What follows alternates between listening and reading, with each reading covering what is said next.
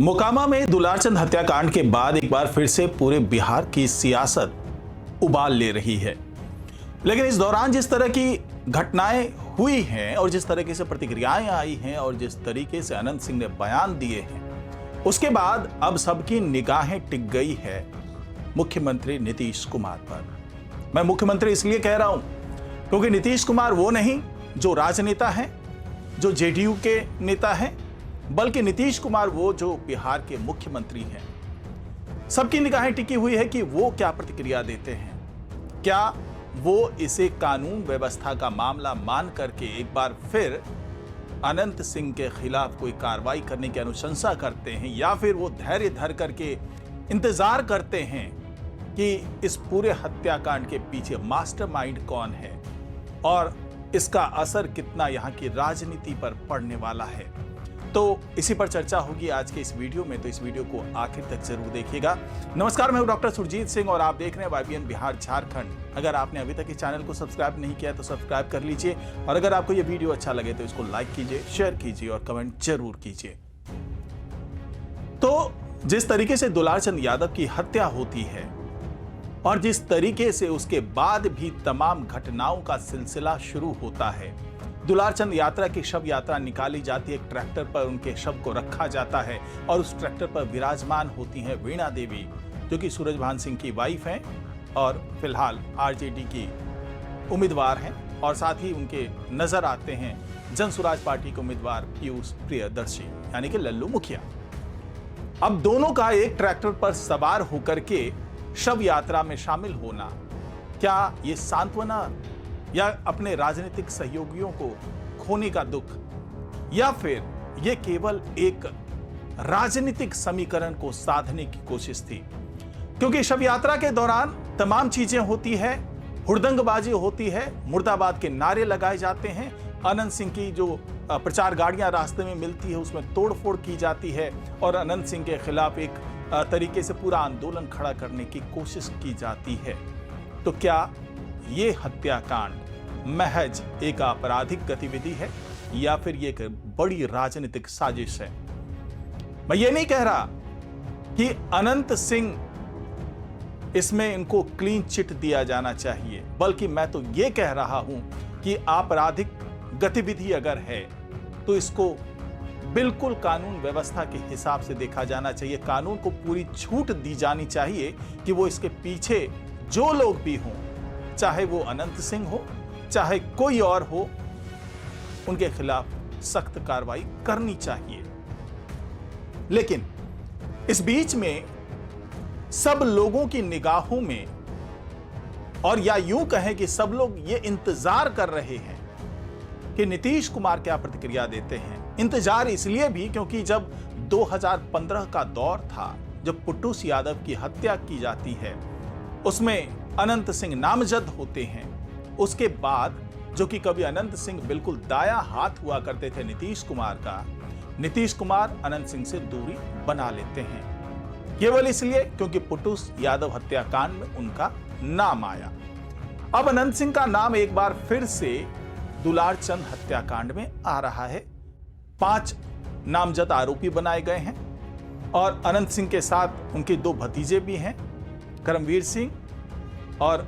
दूसरे बेटे हैं, तो जो दूसरे भतीजे हैं, माफ कीजिएगा। तो ये दोनों भी बिल्कुल इस तरीके से रणवीर सिंह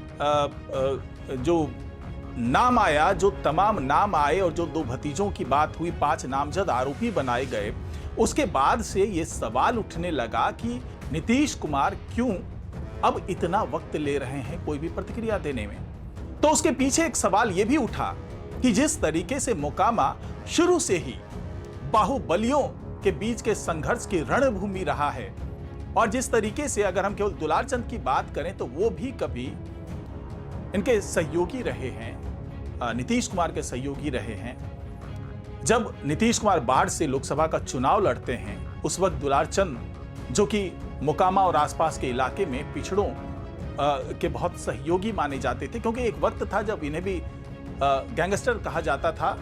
इनका भी बहुत जलवा हुआ करता था मोकामा के टाल इलाकों में डकैत के नाम से इनको जानते थे, इनके खिलाफ भी तमाम आपराधिक मामले दर्ज थे।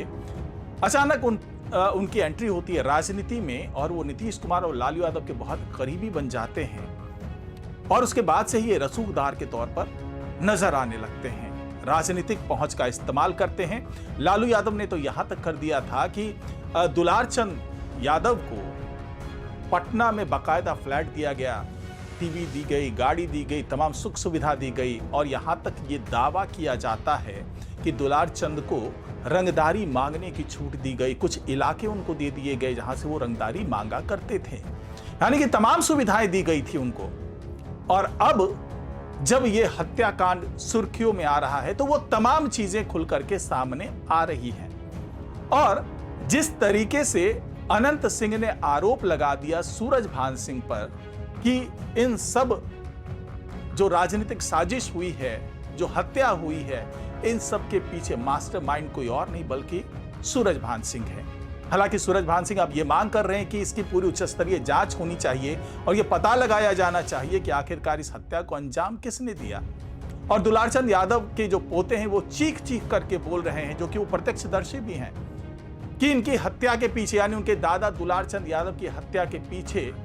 यही छोटे सरकार और उनके जो भतीजे हैं और जो उनके बहुत ही खास सहयोगी हैं वो लोग शामिल रहे हैं और जानबूझ करके हत्या की गई। और उसके पीछे वजह इसलिए भी बहुत पुख्ता मानी जा रही है क्योंकि दुलारचंद यादव और अनंत सिंह के बीच की अदावत कोई नई नहीं है, बहुत दिनों से ये सब चीजें चल रही थी। पर यहां पर सवाल है कि यह भी उठता है कि दुलारचंद यादव जो 2-4 दिन पहले तक तेजस्वी यादव को मुख्यमंत्री बनाने की जिद पर अड़े हुए थे और ये कह रहे थे कि मोकामा से इस बार हर तरीके से जो वोट बैंक है वो तेजस्वी यादव के समर्थन में जाएगा, यानी कि सूरजभान सिंह की पत्नी जो कि वीणा देवी चुनाव लड़ रही है उनको जिताने का काम करेंगे उनके समर्थक, अचानक वो जनसुराज पार्टी के प्रचार यात्रा में कैसे शामिल हो गए। मतलब 3-4 दिन के अंदर ही उनका हृदय परिवर्तन कैसे हुआ, वो जनसुराज पार्टी के साथ कैसे नजर आने लगे। दूसरा तर्क ये भी है कि दुलारचंद यादव जो हैं वो उन प्रचार में शामिल नहीं थे, बल्कि वहां पर कुछ आपस में जब समर्थकों के बीच में वाक युद्ध चल रहा था, आपस में रोड़ेबाजी की घटनाएं हो रही थी, तो शायद उस वक्त वो अपनी गाड़ी से वहां पर पहुंचे थे, शायद बीच बचाव करने की बात हो रही थी। एक तर्क ये भी दिया जा रहा है। दूसरा तर्क ये है कि वो जनसुराज पार्टी के जो पीयूष प्रियदर्शी हैं, लल्लू मुखिया जो हैं, उनके समर्थन में वहां पर पहुंचे थे, प्रचार करने के लिए पहुंचे थे। हालांकि वजह जो भी हो, हत्या हुई, ये शाश्वत सच है कि हत्या हुई है, लेकिन हत्या किसने की, इस पर जो प्रमुख आरोपी हैं, जो 5 नामजद आरोपी हैं, क्योंकि इधर पीयूष प्रियदर्शी और उनके साथ के कई लोगों पर भी नामजद एफआईआर दर्ज किया गया है और कई समर्थकों पर एफआईआर दर्ज किया गया, अनंत सिंह के माध्यम से दर्ज किया गया है। तो कुल मिलाकर के मुद्दा ये नहीं है कि हत्या किसने की, मुद्दा यह है कि हत्या हुई है और उसके कारण पूरे कानून व्यवस्था पर सवाल खड़े हुए हैं। और सवाल ये भी खड़े हो रहे हैं कि अगर लालू यादव का दौर जंगल राज था तो ये दौर कौन सा है, वो कौन लोग हैं जिनको बंदूक राइफल लेकर के चलने की आजादी दी गई है। क्योंकि पप्पू यादव भी यहां तक कहते नजर आते हैं कि जब अपराधियों को आप जेल से छोड़ेंगे तो ऐसा ही देखने को मिलेगा। तेजस्वी यादव कहते हैं कि पैरोल पर निकाल करके अपराधियों को इसलिए लाया गया क्योंकि इस तरह की घटनाओं को अंजाम दिया जा सके। लेकिन चुनावी दौर है तो ये तमाम बयान चुनावी कह लीजिए निहितार्थ को साधने के लिए बयान दिए जा रहे होंगे, क्योंकि अगर कोई और वक्त होता तो शायद इस तरह के बयान सामने नहीं आ रहे होते। लेकिन अब चुनावी बयार बह रही है तो इस तरह के बयान आएंगे और ये देख करके बयान दिया जाएगा कि किस बयान देने से हमें नफा या नुकसान हो सकता है। तो कुल मिलाकर के अभी मोकामा का ये जो हत्याकांड है ये सुर्खियों में छाया हुआ है और साथ ही इसके कारण पूरे बिहार में सियासी उबाल है और इसका असर पूरे बिहार में देखने को मिलेगा। क्योंकि हो सकता है कि इस हत्याकांड के बाद यादव समुदाय जो कि कुछ छिटक करके एनडीए के खाते में आ सकता था, वो फिर से एकत्र होकर के आरजेडी के फेवर में आ जाए। धनुक समाज जो कि कुर्मी समुदाय का एक उपजाति कह लें, वो जो कि एक बड़ा वोट बैंक है नीतीश कुमार का, हो सकता है कि उनकी भी नाराजगी देखने को मिले क्योंकि पीयूष प्रियदर्शी धनुक समाज से ही आते हैं। तो कुल मिलाकर के इसका पूरा असर बिहार के कई सीटों पर देखने को मिल सकता है और